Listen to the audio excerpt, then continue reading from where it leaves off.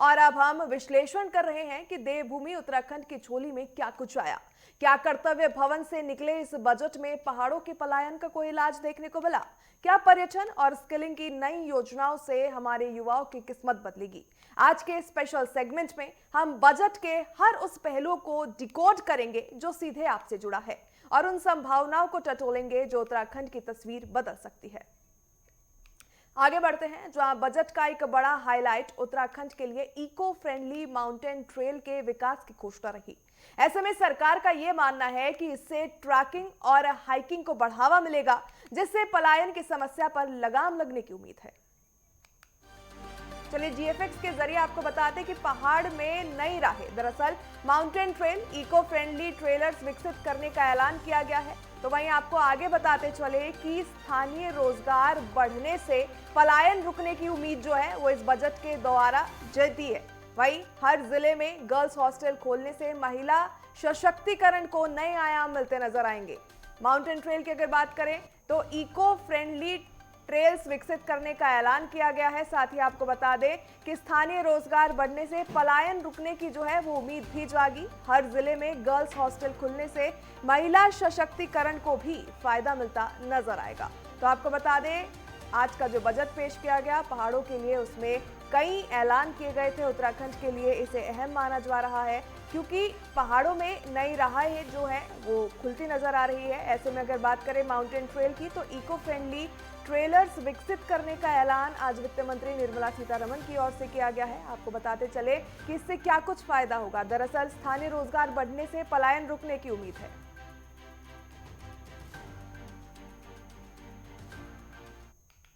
Cultural, spiritual and heritage. This initiative will create a new ecosystem of jobs for local researchers, historians, content creators and technology partners. India has the potential and opportunity to offer world-class trekking and hiking experience.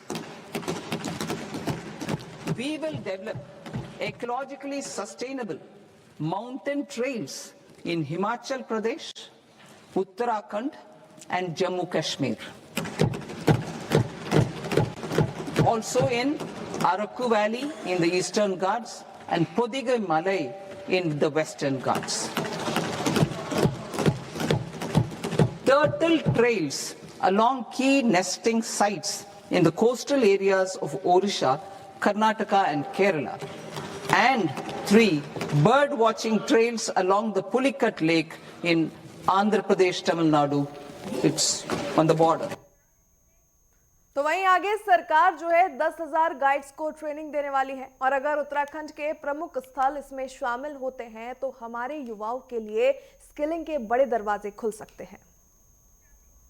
Graphic के जरिए आपको समझाने की कोशिश करते हैं कि skilling और ट्रेनिंग की आस क्या कुछ है। ऐसे में गाइड ट्रेनिंग की अगर बात करें तो योजना में शामिल होने पर युवाओं को मिल सकता है सीधा मौका। वहीं अगर डिजिटल नॉलेज ग्रिड की बात करें तो धार्मिक और सांस्कृतिक स्थलों के डॉक्यूमेंटेशन से बन सकते हैं नए अवसर। साथ ही आपको आगे बताते चलें कि इससे और क्या कुछ फायदा होगा। आयुर्वेदिक एम्स का अगर जिक्र करें तो राज्य में नया आयुर्वेदिक एम्स खुलने की प्रबल संभावना जो है वो जताई गई है। तो ऐसे में स्किलिंग और ट्रेनिंग की आस जो है आज इस बजट से जागती नजर आ रही है, चाहे वो गाइड ट्रेनिंग हो, डिजिटल नॉलेज ग्रिड हो या फिर आयुर्वेदिक एम्स खुलने की बात हो। बताते चलें कि आयुर्वेदिक एम्स राज्य में नया आयुर्वेदिक एम्स खुलने की प्रबल संभावना मानी जा रही है। बताते चलें आप सभी को कि गाइड ट्रेनिंग को लेकर विशेष फोकस किया गया। अगर योजना में शामिल होते हैं उत्तराखंडी तो युवाओं के लिए रोजगार और स्किलिंग के बेहतर अवसर होंगे। अगर बात करें डिजिटल नॉलेज ग्रिड की तो ऐसे में आपको बता दें कि इससे जो है वो धार्मिक और सांस्कृतिक स्थलों के डॉक्यूमेंटेशन से नए अवसर बन सकते हैं।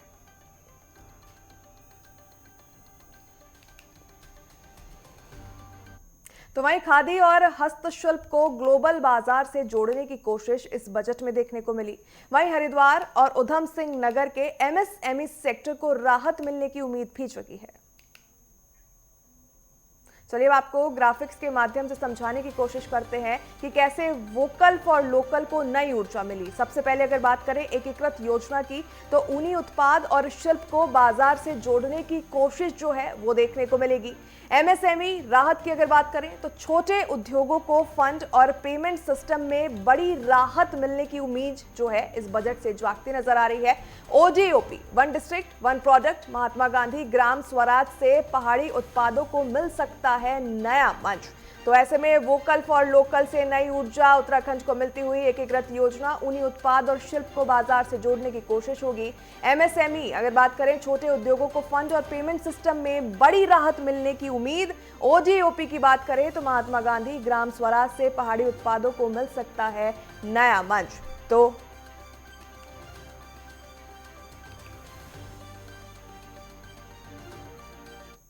वहीं छोटे शहरों के विकास और स्वास्थ्य सेवाओं के विस्तार पर भी फोकस देखने को मिला, जिससे पहाड़ी जिलों में बुनियादी सुविधाएं बेहतर होने की संभावना है। ग्राफिक्स के जरिए आपको और अच्छे से समझाने की कोशिश करते हैं कि पहाड़ों में सेफ्टी नेट की उम्मीद जो है वो जागती नजर आ रही है। सबसे पहले अगर शहरी विकास की बात करें तो निर्माण कार्यों से रोजगार के अवसर बढ़ने की संभावना है।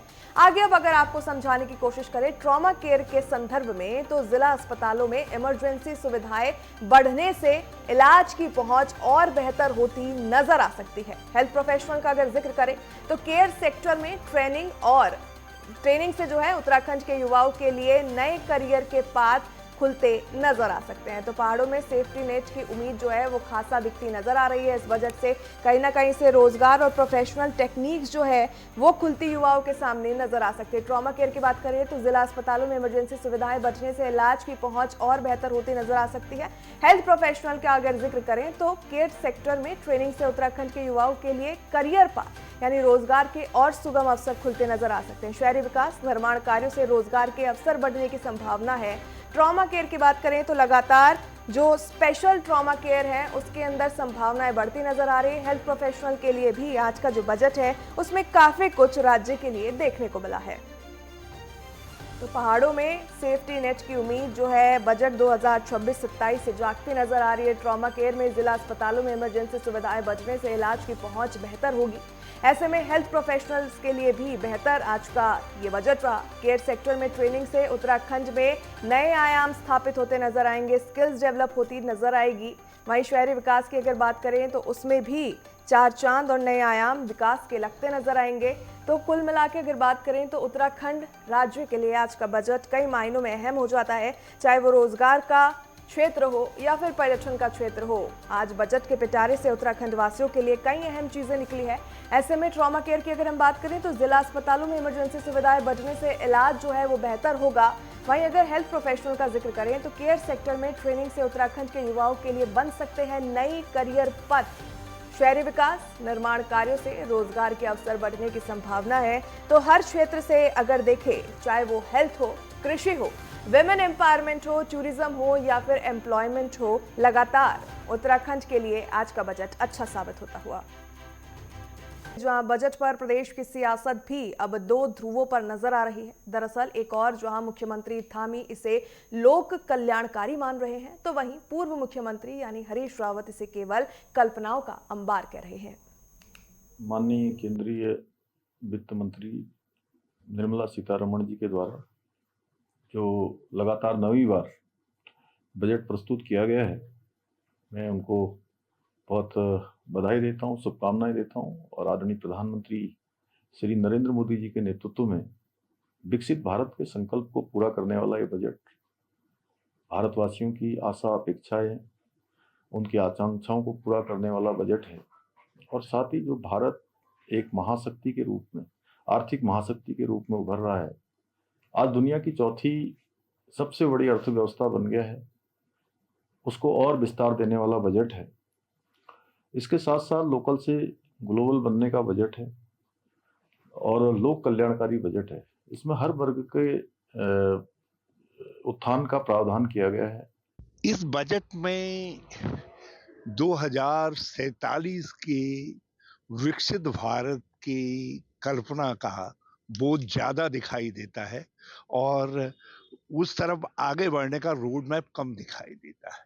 सबसे बड़ी बात यह है कि इस बजट में ग्रामीण भारत, कृषक भारत, युवा भारत और महिला भारत, जो भारत की वास्तविक शक्ति है, उनके लिए कुछ विशेष नहीं दिखाई देता है। विशेष क्या कुछ है ही नहीं। कृषि क्षेत्र और ग्रामीण विकास के बजट में भी अपेक्षाओं के अनुरूप मामूली सी वृद्धि हुई है।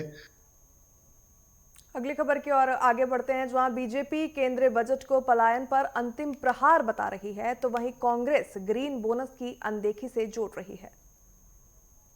मैं सोचता हूँ ये प्रदेश की जनता को के साथ धोखा है, देश की जनता के साथ धोखा है। और जिस तरह का आज ये बजट इन्होंने रखा है, अगर आप उसको देखेंगे तो मैं उदाहरण उत्तराखंड का ही दे रहा हूँ कि उत्तराखंड में पहले क्या था कि राष्ट्रीय कृषि विकास योजना 100% केंद्र पोषित योजना थी, आज 90% हो गई। आपदा प्रबंधन, पहले मैं आपदा प्रबंधन मंत्री रहा हूँ, पहले 100% केंद्र पोषित थी। अगर 1000 करोड़ है तो 1000 करोड़ केंद्र से आता था, आज 90% केंद्र पोषित हो गया, 10% प्रदेश सरकार को लगाना है। प्रदेश सरकार के पास 10% लगाने के लिए होता नहीं है।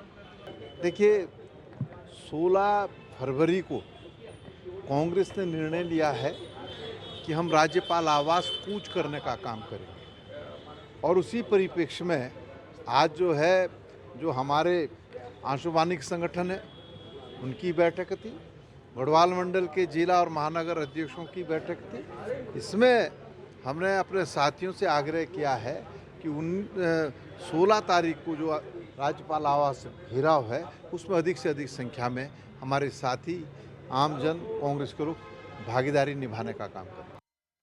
देखिए, आज का जो बजट प्रस्तुत किया गया है वो पूरे देश के नागरिकों के हितों को संरक्षित करते हुए और हर वर्ग का, हर धर्म का, मैं कह सकता हूं कि सभी नागरिकों का इसमें ध्यान रखा गया है। और इस बजट के लिए विशेषकर मैं मोदी जी को और सीतारमण जी को बहुत बहुत बधाई देता हूं कि एक अच्छा संतुलित बजट आज उन्होंने प्रस्तुत किया है। देखिए, जहां तक इस बजट में हमारी जो बहनें हैं, महिला सशक्तिकरण की अगर हम बात करते हैं तो जो लाडली बहन हमारी योजना है उसकी बहनों को अब क्रेडिट कार्ड की भी सुविधा इस बजट में देने का विषय रखा गया है। और उसी के साथ साथ अगर हम इस बजट के जो है और विषयों की बात करते हैं तो देश में जो दवाइयों की आज जो आवश्यकता है, कैंसर की दवाई है, शुगर की दवाई है, जो इसके पेशेंट बढ़ रहे हैं तो उनको दवाइयों को सस्ता किया गया है काफ़ी। उसमें एमएसएमई में जो रोजगार की दृष्टि से अगर हम देखते हैं तो 40,000 करोड़ का एमएसएमई में इसमें प्रोविजन किया गया है। देखिए, आज जो बजट केंद्र की वित्त मंत्री ने संसद में रखा है बहुत ही निराशाजनक बजट है। इस बजट से पूरे देश को बड़ी उम्मीदें थी। जिस तरीके से आज रोजगार घट रहे हैं तो लग रहा था कि बजट आएगा तो कुछ रोजगार की उम्मीद बनेगी।